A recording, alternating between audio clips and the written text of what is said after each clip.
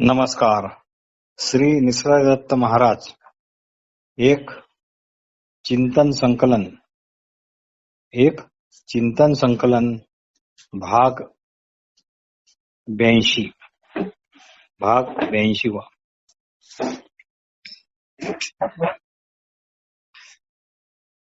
आतापर्यंत आपण जी निसर्गदत्त महाराजांची शिकवण पाहिली आहे त्यात काही लोकांचे म्हणणे आहे की बरेच वेळा रिपिटेशन येते. ठीक आहे, रिपिटेशन तर येतेच, ही गोष्ट खरी आहे. पण या रिपिटेशनला, या पुनरावृत्तीला कंटाळू नका. यालाच नामस्मरण समजा. असो, स्वपणाचे अनुसंधान समजा. कारण आपण असा आक्षेप घ्याल की वारंवार हे का तेच ते सांगतात म्हणून, पण ते तुम्ही सहन करा. असो, श्री निसर्गदत्त महाराज म्हणतात, परमार्थाकरता विवेकच पाहिजे.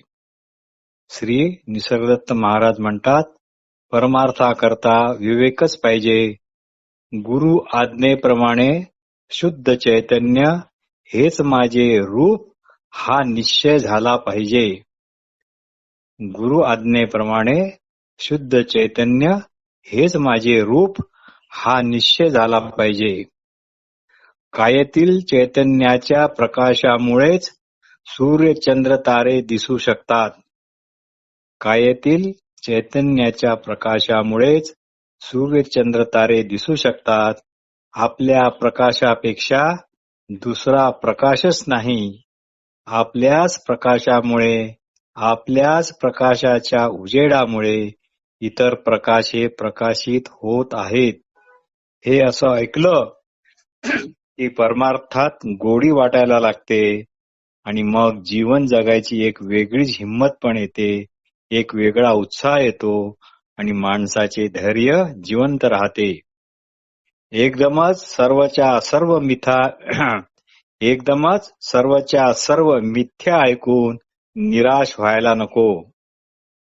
म्हणून व्यवहार करा तितका करा, पण त्याचे बीज ओळखा. म्हणून हवा तितका व्यवहार करा, पण त्याचे बीज ओळखा. एवढ्या श्रवणानेही तुम्ही तुमची योग्यता ओळखली नाही किंवा कमावली नाही तर तुमच्या एवढे अभागी तुम्हीच. म्हणजे आतापर्यंत जेवढेही निरूपणे झाली, जेवढेही काही जे सांगण्यात आलं निसर्गदत्त महाराजांच्या शिकवणीनुसार, तर त्या एवढ्या श्रवणानेही तुम्ही तुमची योग्यता ओळखली नाही किंवा कमवली नाही तर तुमच्या एवढे अभागी तुम्हीच. म्हणून आपल्या स्वरूपाचा निश्चय झाला पाहिजे. ते तू आहेस या गुरुवचनाचा निश्चय झाला पाहिजे. श्री निसर्गदत्त महाराज म्हणतात, वस्तुतः तुमचा संसार करतोय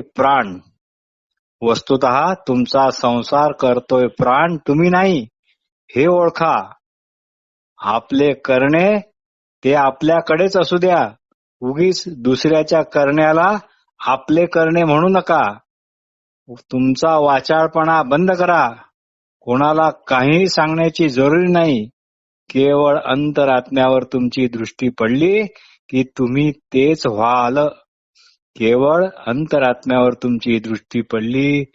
तुम्ही तेच व्हाल.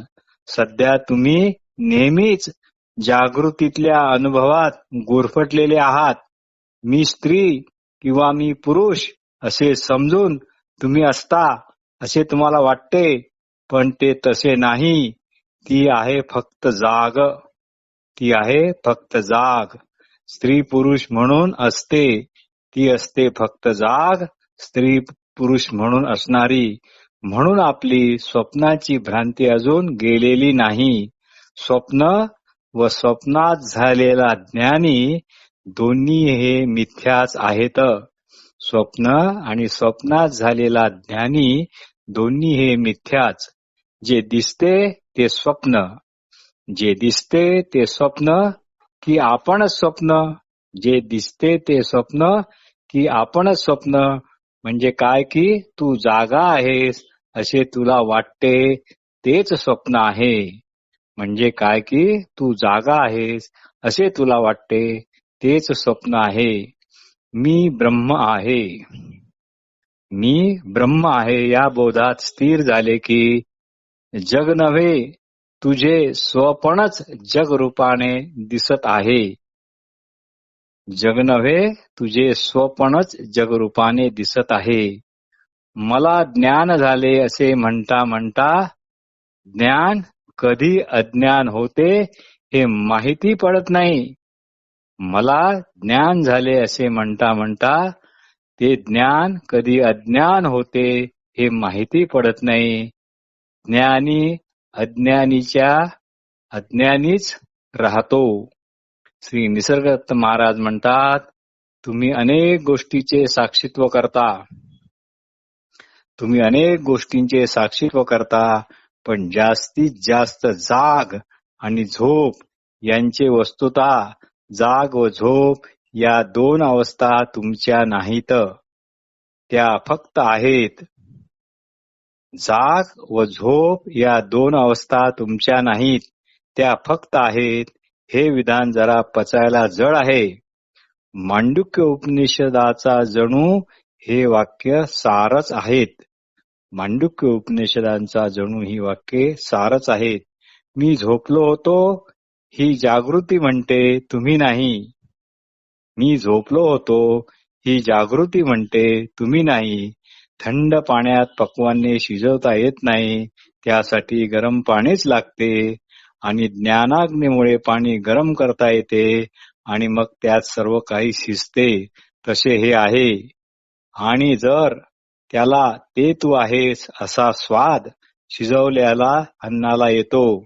या ज्ञानाला सुद्धा फक्त ओळखायचे आहे. इथे ओळखणारा कुणीच नाही. या ज्ञानाला सुद्धा ओळखायचे आहे.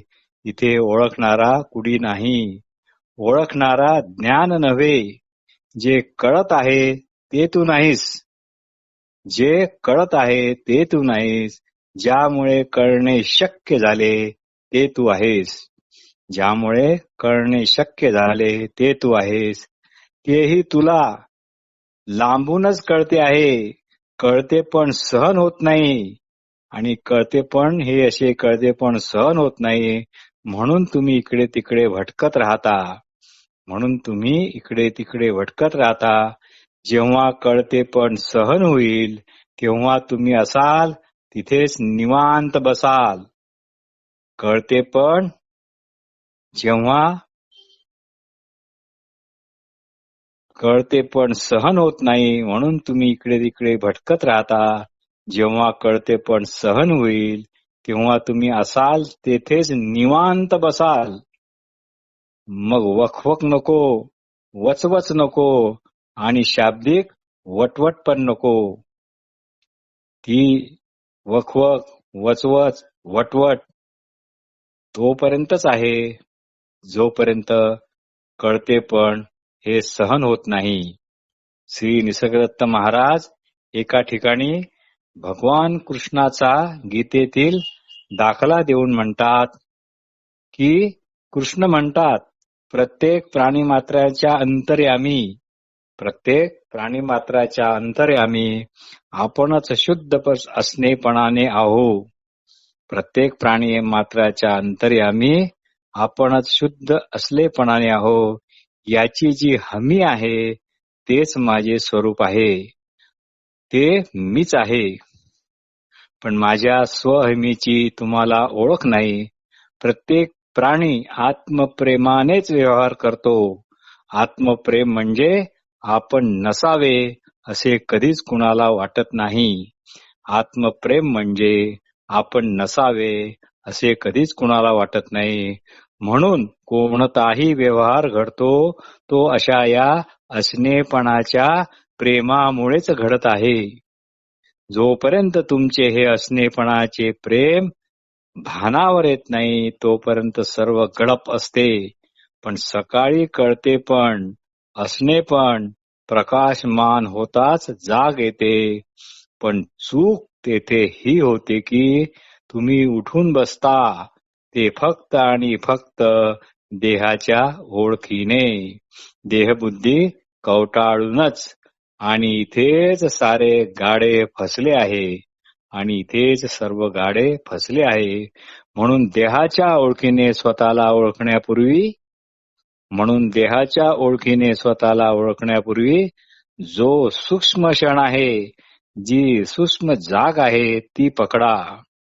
श्री निसर्गदत्त महाराज खूप छान समजावून सांगतात. तुमचा स्वतःचा स्वतः शुद्धपणाने असणारा असलेपणाचा निश्चय कायमचा अभंग आहे. तुमचा स्वतःचा स्वतः शुद्धपणाने असणारा असलेपणाचा निश्चय कायमचा अभंग आहे.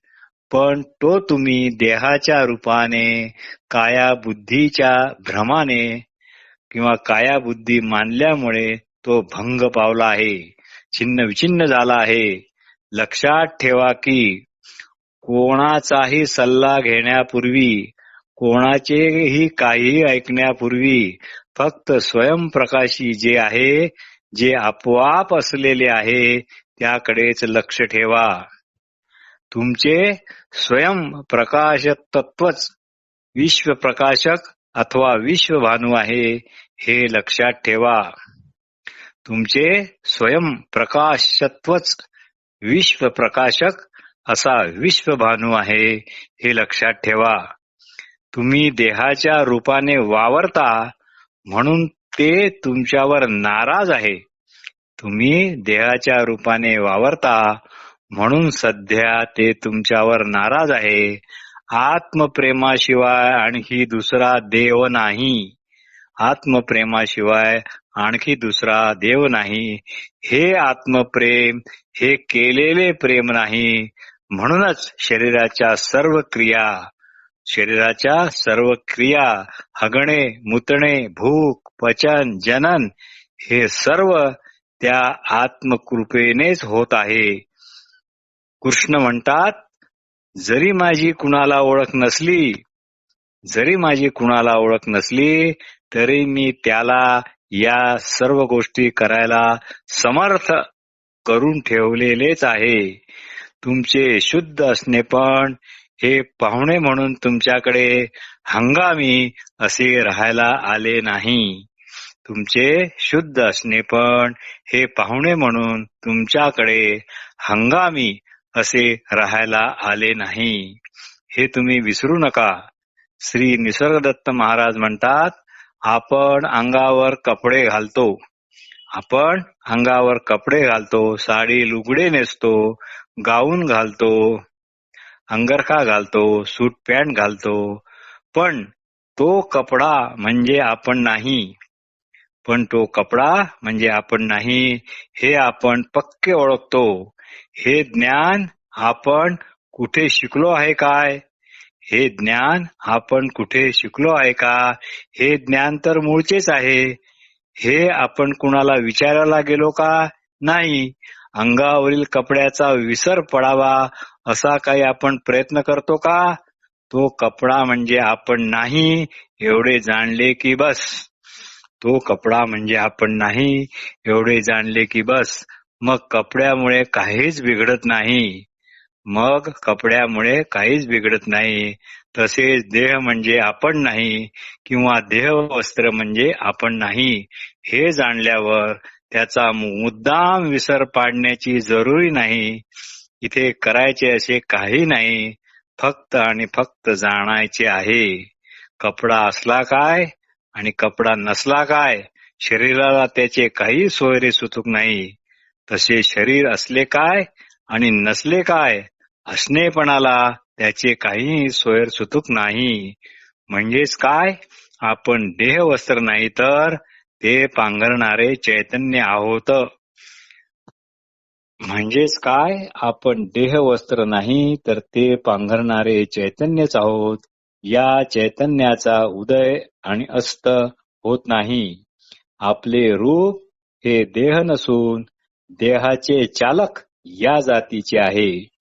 आपले रूप हे देह नसून देहाचे चालक या जातीचे आहे आणि हे देहाचे चालक म्हणून असलेले रूप माझ्या ठिकाणी जसे आहे तसेच ते किडा, मुंगी, वाघ, हत्ती, माणूस इत्यादींच्या ठिकाणी पण आहे.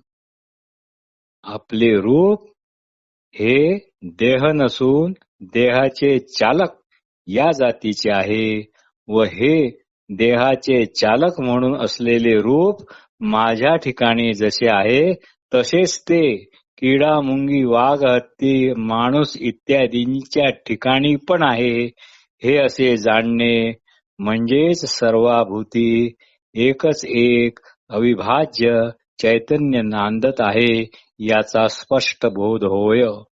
हे असे जाणणे म्हणजेच सर्वाभूती एकच एक अविभाज्य चैतन्य नांदत आहे याचा स्पष्ट बोध होय. मग सर्वाभूती परमेश्वर मुद्दाम पाहावा लागत नाही. मग सर्वाभूती परमेश्वर मुद्दाम पाहावा लागत नाही.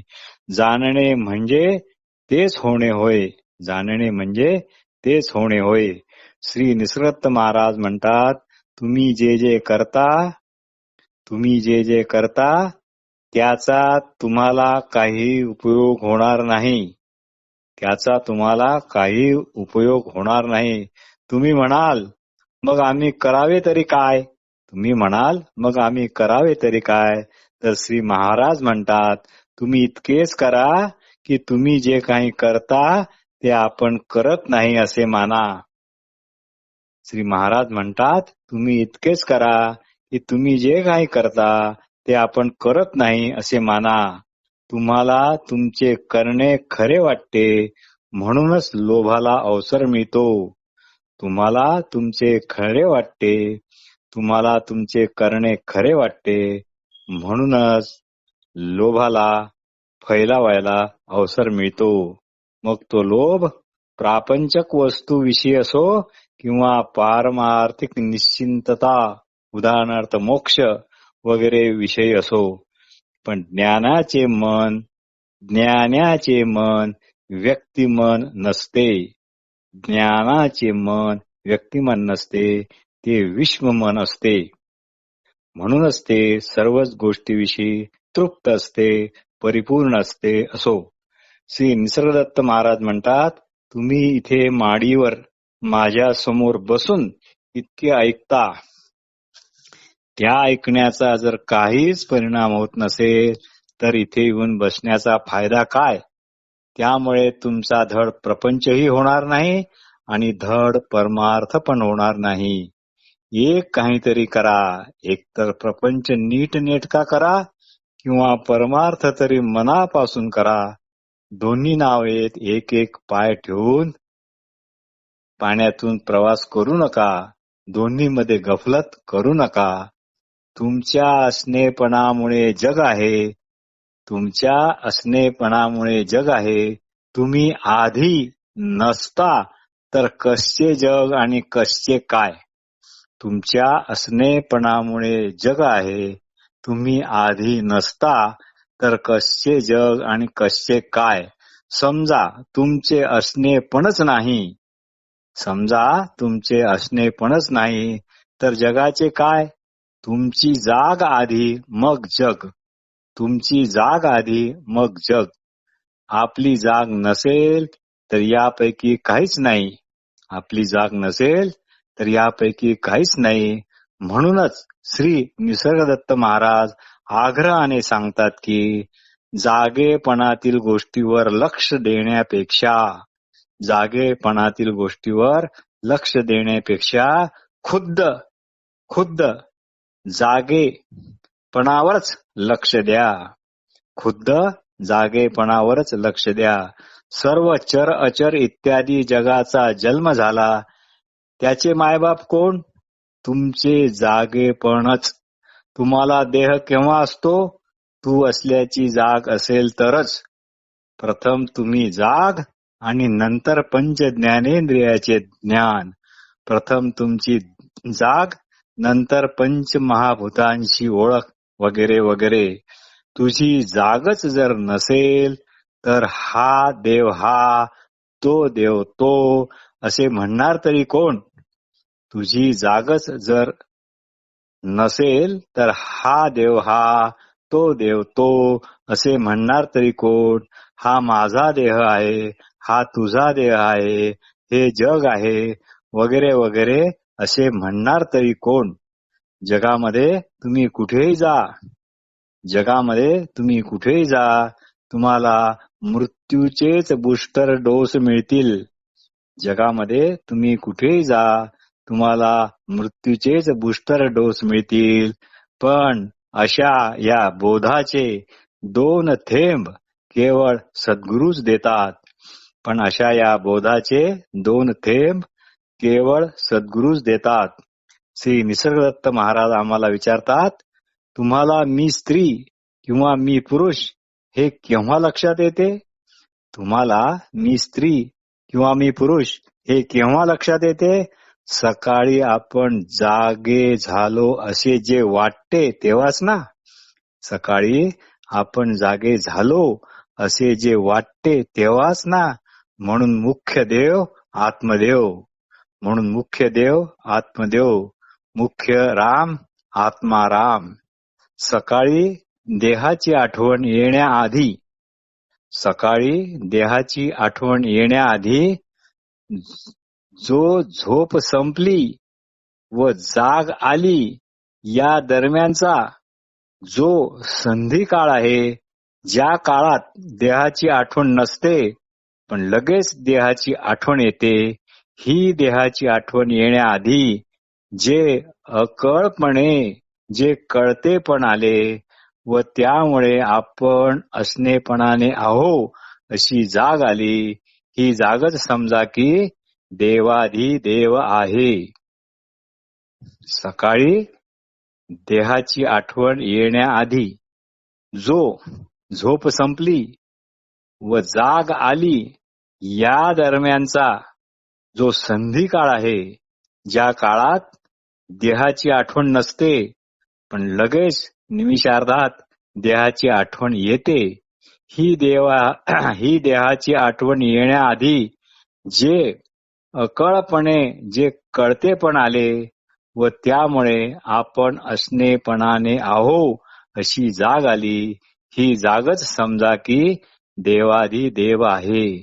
म्हणून श्री निसर्गदत्त महाराज म्हणतात, आपण नेहमी जागृत अवस्थेत असताना, आपण नेहमीच्या जागृत अवस्थेत असताना याच संधी काळाच्या स्थितीत असले पाहिजे. म्हणून श्री निसर्गदत्त महाराज म्हणतात, आपण नेहमी जागृत अवस्थेत असताना याच संधी काळाच्या स्थितीत असले पाहिजे. जाणीव आपणहून जागी आहे, म्हणूनच सर्व कळते दिसते. तुमच्या हातात काही नाही, ज्याच्याने सर्व कळते, सर्व काही कळते अशी जी ज्ञान कळा म्हणजे जाग, ती स्त्री किंवा पुरुष अशी नाही. ती शुद्ध जाणीव आहे, शुद्ध जाग आहे. सकाळी जी जाणीव जाणवली तिला आकार नाही, रूप नाही, काही नाही. ती केवळ असणेपणाने आहे व आपले असणेपण नसावे असे कुणालाच वाटत नाही, व आपले असणेपण नसावे असे कुणालाच वाटत नाही. त्यालाच म्हणतात आत्मभक्ती, त्यालाच म्हणतात आत्मभक्ती. या अशा भक्तीत न घेताच देवाचे दर्शन घडते. या अशा भक्तीत न घेताच देवाचे दर्शन घडते, देवाचे दर्शन होते. स्वतः आपणाला आपणच असल्याची जाणीव हीच मूळ भक्ती होय. स्वतः आपणाला आपणच असल्याची जाणीव हीच मूळ भक्ती होय. ह्या मूळ भक्तीशी संगनमत करा, या मूळ भक्तीशीच संगनमत करा. ही आपलीशी केली तरच तिचा मोठा प्रभाव पडेल. श्री निसर्गदत्त महाराज म्हणतात, आईबाप वगैरे सर्व मानावे लागतात, पण जेव्हा तुम्ही स्वप्न पाहता त्या स्वप्न पाहणाऱ्या देहाचे आईबाप कोण आहेत याचा विवेक करा. तुमच्याशिवाय कुणीच नाही. तू जर असशील तरच जग. तू जर नसशील तर देवादिदेव. तू जर असशील तरच जग. तू जर असशील तरच देवादिदेव. आपण असल्याची जर जागच नसेल तर जीव जगत ब्रह्म आहे तरी कुठे. म्हणूनच ही अशी श्री निसर्गरत्न महाराजांची शिकवण अतिशय भेदक आहे, जे कृष्णमूर्तीच्या शिकवणीशी अतिशय मिळती जुळती आहे. यात कुठल्याही ग्रंथाचा आधार नाही.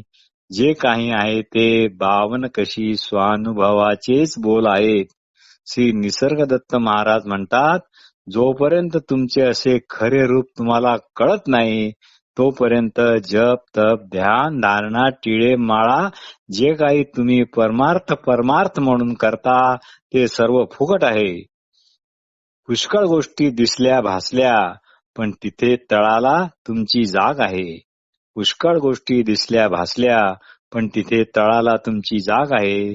जाग नसेल तर दिसणार. जाग नसेल तर काय दिसणार. आधी आपण असण्याचे ज्ञान म्हणजे जाग नसेल तर दुसरे काही असल्याचे ज्ञान होईल तरी काय. म्हणून निसर्गदत्त महाराज म्हणतात, तुझे असणे आधी आहे म्हणजे ते तळाला आहे. सकाळी आलेली जाग मी स्त्री किंवा मी पुरुष आहे अशी वाटण्याआधीची जाग आठवा. सकाळी आलेली जाग मी स्त्री किंवा पुरुष आहे अशी वाटण्याआधीची जाग आठवा. ती आठवत नाही. अहो आठवत नाही असे वाटते तेच ते आहे. निसर्गदत्त महाराज म्हणतात, अहो आठवत नाही असे वाटते तेच ते आहे. हा गूढ संदेश म्हणजे आठवत नाही असे वाटते तेच तर ते आहे. हे ज्या कळतेपणाने कळते ते अजून यापेक्षा जास्त समजावून सांगता येत नाही. हाच आहे गुंगे का गुड़. अच्छा हुआ काम आ गई दीवानगी अपनी. अच्छा हुआ काम आ गई दीवानगी अपनी, वरना दुनिया भर को समझाने कहाँ जाते. नमस्कार.